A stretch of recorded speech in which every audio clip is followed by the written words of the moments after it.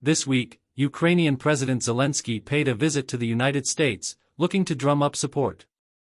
Before he left, President Biden made it clear that the U.S. wouldn't allow Ukraine to use long-range missiles against Russia.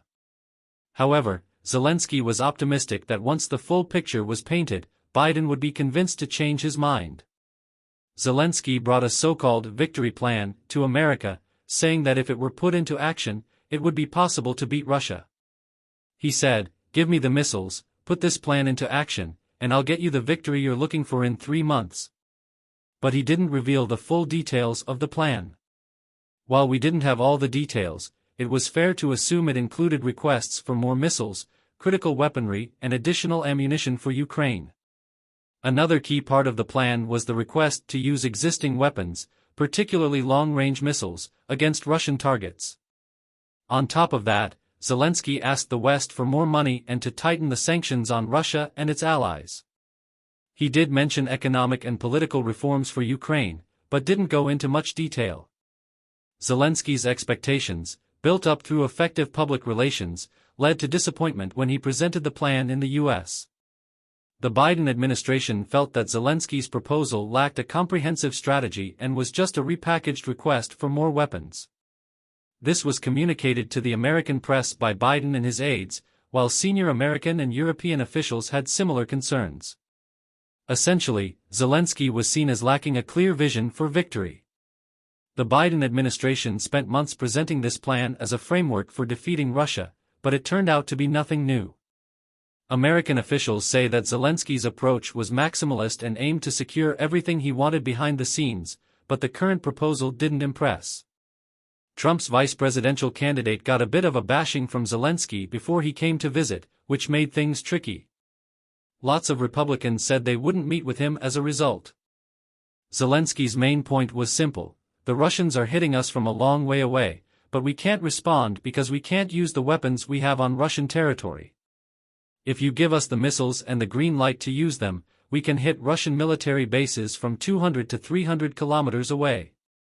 The proposal was all about targeting logistics centers as part of his overall strategy to win. Some Western leaders were on Ukraine's side on this issue.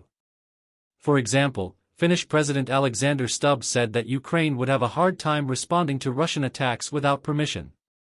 However, the Biden administration was reluctant to change its stance, arguing that such a move wouldn't be a strategic game-changer and could escalate the conflict further. European leaders were pretty clear that they wanted Ukraine to be able to fight back against Russia. Danish Prime Minister Mette Frederiksen said the conflict had reached a turning point and called for the supply of long-range missiles to help Ukraine win. On the other hand, German Chancellor Olaf Scholz was against giving Ukraine the freedom to use missiles, which was in line with Biden's stance. Even though Germany has some pretty effective missile systems at its disposal, such as the Taurus missiles, it's still reluctant to get more involved in the conflict. Zelensky's proposals didn't get much support in the U.S., especially from the Pentagon and intelligence officials. They said that if Ukraine used Western missiles against targets in Russia, it could change the course of the war and lead to a strong response from Russia. American intelligence said that these actions wouldn't help Ukraine win the war. They'd just make Russia more likely to attack back, which could lead to the conflict spreading across Europe.